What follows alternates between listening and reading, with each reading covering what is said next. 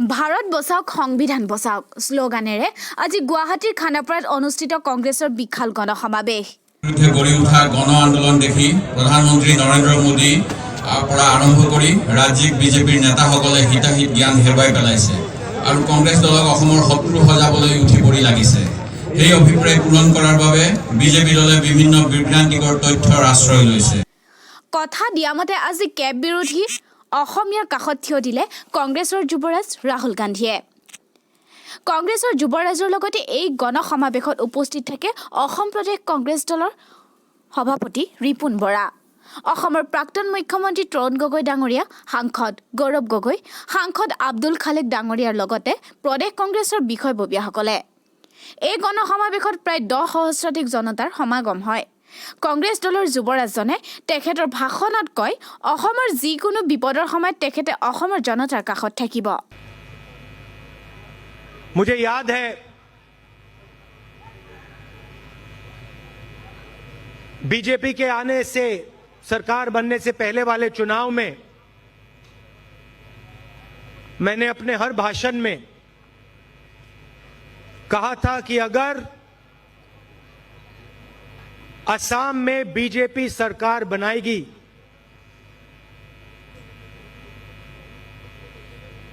तो जो शांति है, प्रगति है, भाईचारा है,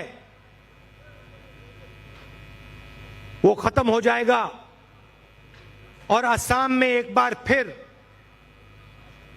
अहिंसा होगी।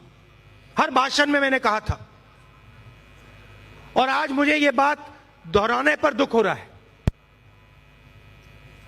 क्योंकि यही सच साबित हुआ। असम से मैंने बहुत कुछ सीखा है। मैं स्टेट से आपको कहता हूं, पहली बार मैं यहां 15-16 साल पहले आया था और उस समय मुझे असम की संस्कृति, असम के विचार, असम के महापुरुषों के बारे में कुछ मालूम नहीं था। आपसे मिला,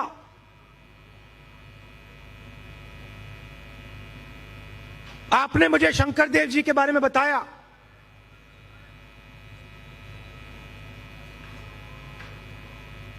बाकी महापुरुषों के बारे में बताया।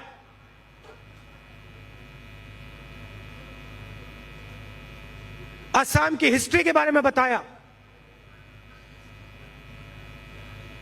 और मुझे यह नहीं कहता हूं कि बहुत कुछ असम के बारे में पता लगा, मगर जो आपकी नींव है वो मुझे समझ आई और जो आपने मुझे सिखाया भाईचारे के बारे में, एक दूसरे की इज्जत के बारे में, सबको लेकर चलने के बारे में, वो मैंने आपसे सीखा और बाकी प्रदेशों में भाषणों में मैं जो आपने सिखाया बोलता हूं। मैं कहता हूं, असम की ओर देखिए, अलग अलग विचारधाराएं,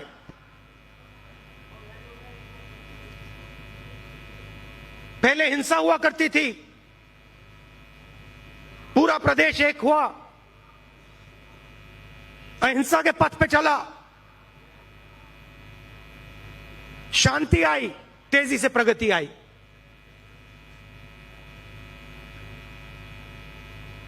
और आज मैंने यहां श्रद्धांजलि दी।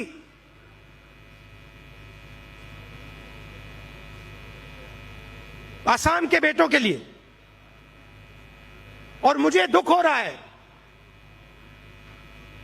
डर लग रहा है कि एक बार फिर ये प्रदेश बीजेपी के कारण हिंसा के रास्ते पे आस्ते आस्ते फिर से लौट रहा है।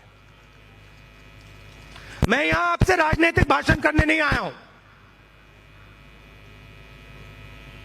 मैं यहां आपको बताने आया हूं, खुशी में दुख में मैं आपके साथ खड़ा हूं।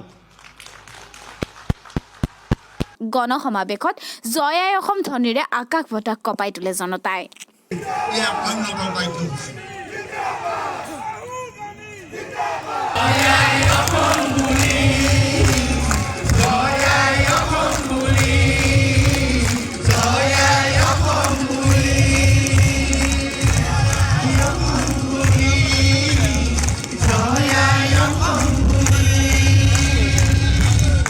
অসমৰ ভিতৰত বা য'তে আইন শৃংখলা পৰিৱেশটো বেয়া কৰিবলৈ বিচাৰে তেওঁ 3 বছৰলৈ জেল যাব পাৰে।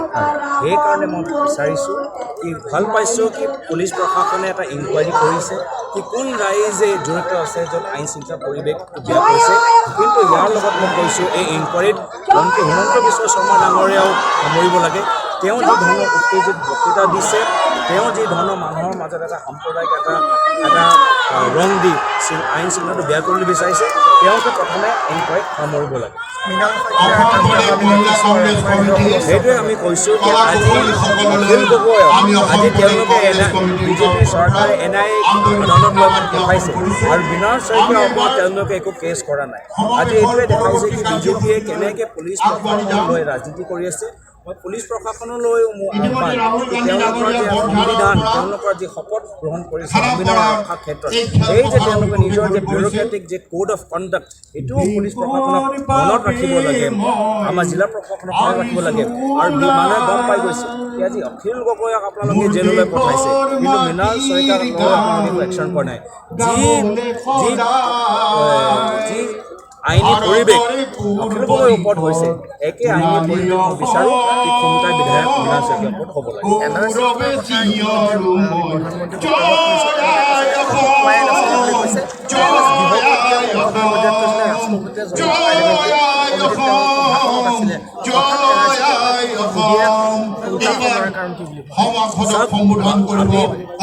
সমগ্ৰ ভাৰতৰ ৰাইজ আজি তেওঁলোকে গম পাই গৈছে কি চিটিজেনশ্বিপ এমেণ্ডমেণ্টে হওক বা NRCয়ে হওক বা NPR হওক, বিজেপি দলৰ ৰাজনৈতিক উদ্দেশ্যটো বিজেপি দলৰ ৰাজনৈতিক উদ্দেশ্যটো ভাল নহয়।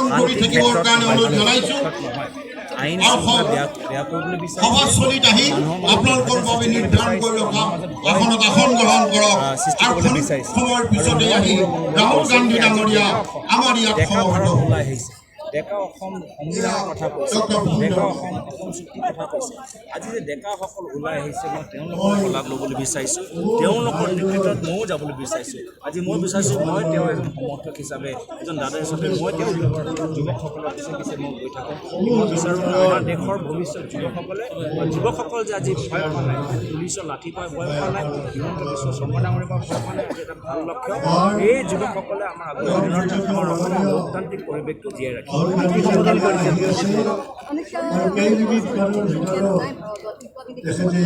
বাজেটটো চালে গম পাই যাব, আপোনালোকে ফিল্ডৰ ৰিপৰ্টাৰ, আপোনালোকে ফিল্ডত গৈ আপোনালোকে নিজে গৈ চাই আহিছে। সেইটোৱে হ'ল অমিত শ্বাহ ডাঙৰীয়া আজি একো ক্ৰেডিবিলিটি নাই।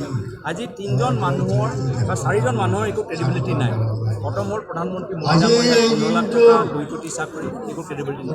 দ্বিতীয় হ'ল অমিত শ্বাহ ডাঙৰীয়া, আগতে গৈ NRC নানিব, আগতে গৈছিলে চিটিজেনশ্বিপ এমেণ্ডমেণ্ট আৰু NRC পিছত তেওঁলোকৰ ভিডিঅ' ওলালে, তেওঁলোকে কথা কৈ থাকে, প্ৰথমে কেপ, পিছত NRC, তৃতীয় মানুহ যাৰ ক্ৰেডিবিলিটি নাই হ'ল আমাৰ হিমন্ত বিশ্ব শৰ্মা ডাঙৰীয়া।